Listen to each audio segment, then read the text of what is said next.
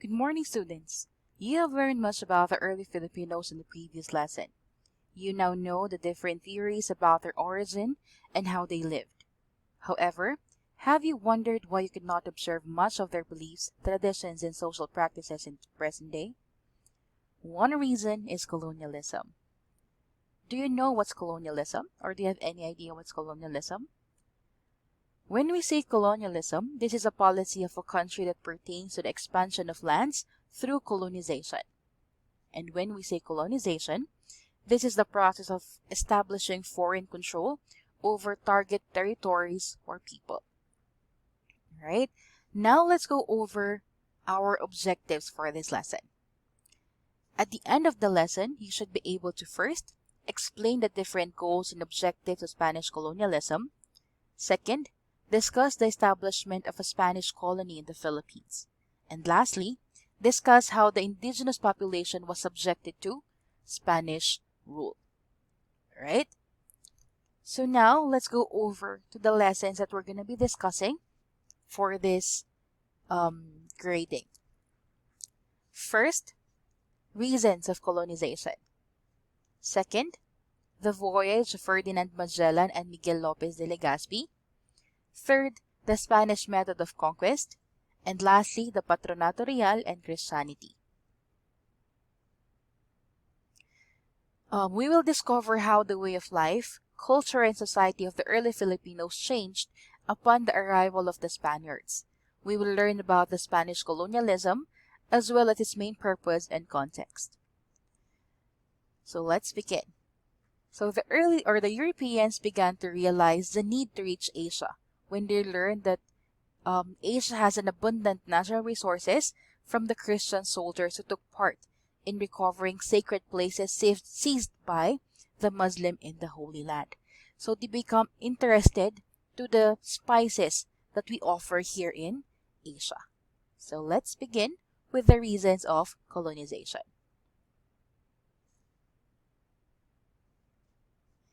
The Europeans were impressed by the tales of Marco Polo about the resources and culture from the East. They heard about the spices from Asia, or found in Asia, like peppers, you have cinnamon, ginger, chili, oregano, and a lot more, right? For them, the spices were as valuable as oil as today. And because of this, many Europeans wanted to go to Asia, especially the Moluccas, or known as the Spice Island. Today, Moluccas is now known as Indonesia. Right? So when we say Moluccas Islands, these are a group of islands within Asia, a country in Southeast Asia. Alright, so it's very near to the Philippines. And the Spanish or the Spaniards first viewed the Philippines as a stepping stone to the reaches of the East Indies. Since we are very near with Indonesia, they believe that if they pass through the Philippines, it'll be easier for them to reach the Spice Island. Alright? Next, we have here what you call the divisions of the world. Pope Alexander VI was very eager to spread Catholicism to the different parts of the world. Because of this, he continued to allow Spain and Portugal to send men for expedition to new lands despite the growing dispute between the two territories. Okay?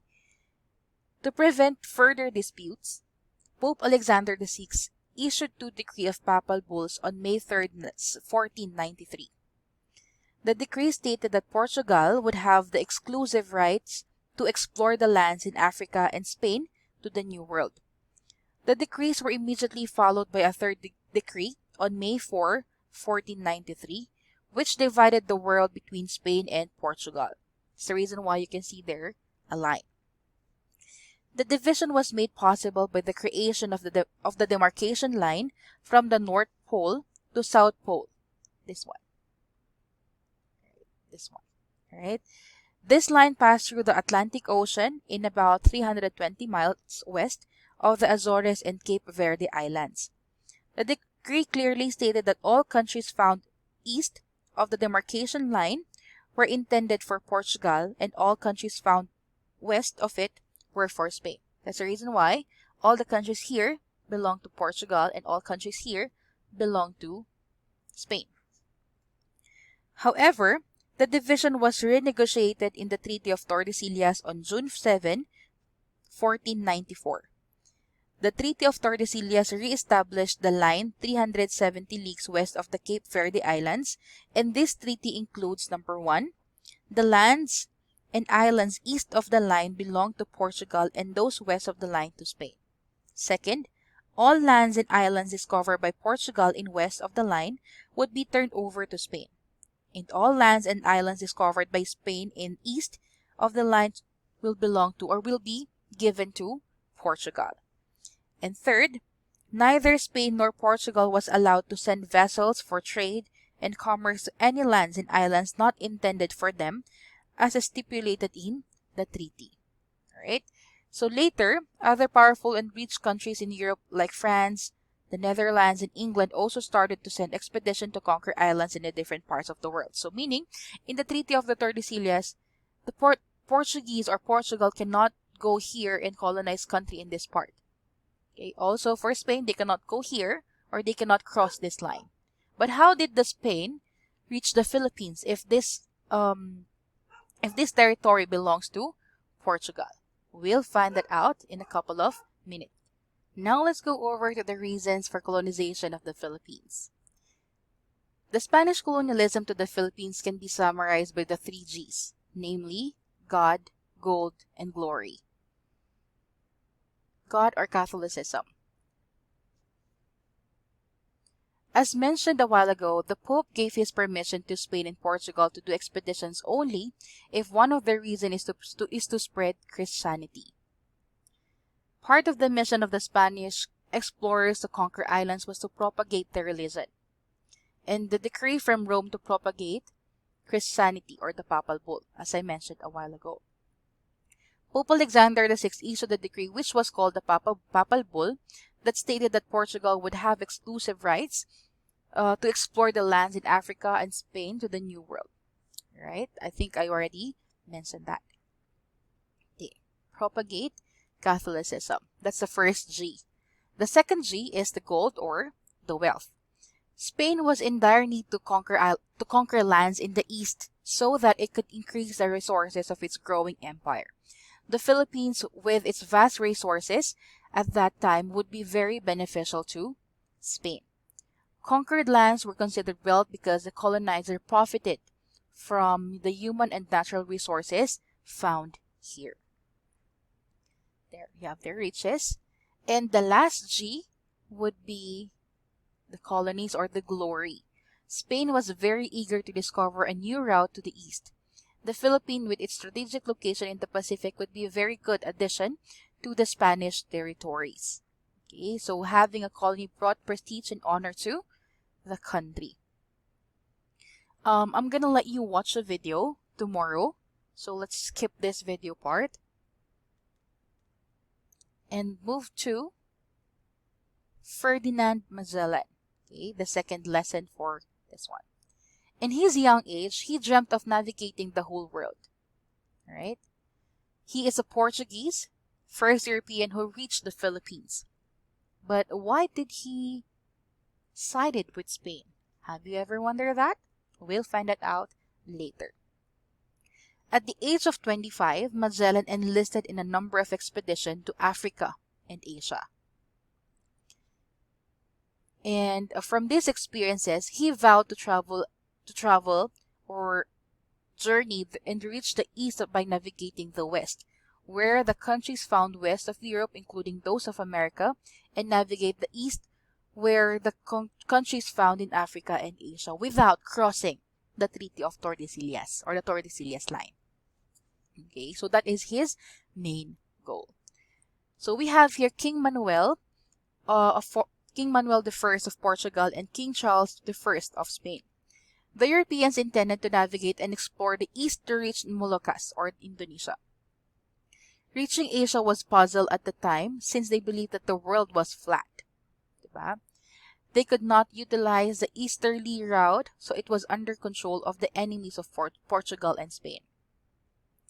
In Magellan's desire to serve his country, he went to King Manuel I of Portugal to offer his services, but the king did not accept his service and refused to finance his journey. And because of this one, King Manuel's rejection greatly affected Magellan, so he immediately renounced his Portuguese citizenship, meaning he doesn't want to be Portuguese anymore, and promptly offered his service to King Charles I of Spain.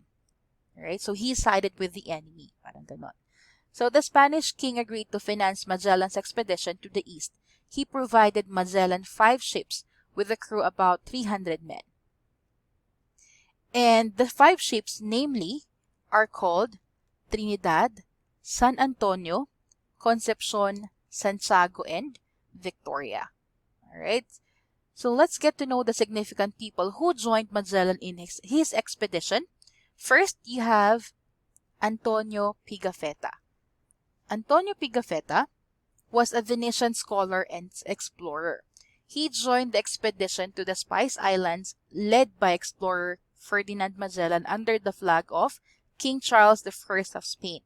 So they're trying to reach the Philippines or the east, crossing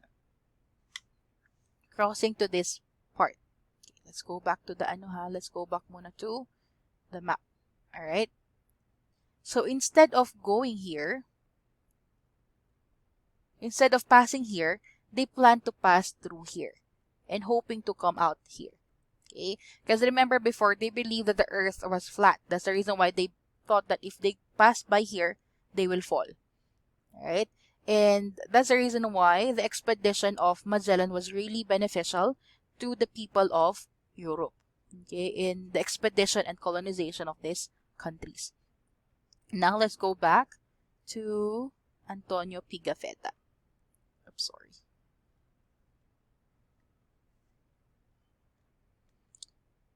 There. Antonio Pigafetta is a crew member who kept an accurate journal of the expedition. So he write everything. Okay, from the country that they passed on, from the people that they've met, and so on. Another one is Father Pedro Valderrama. Padre Pedro de Valderrama is a crew member who was in charge of propagating Catholicism in the islands to be conquered. Okay? So remember, one of their main goal there is to propagate Christianity. Right? There. For the voyage of Magellan, we'll continue with that one on the next coming lesson. Since it's already too long, we're going to be continuing this on Monday. Alright? So at least we already know the reasons why they colonized the Philippines and the people who helped Magellan with his desire, okay, to have his expedition, okay, along the east or Asia, right? And in the next coming lesson, we'll learn how he was able to locate the Philippines and what did he do? What are the things that he planned for the Philippines and the other nearby countries. All right. So I'll see you on tomorrow. Okay. Goodbye, grade 5.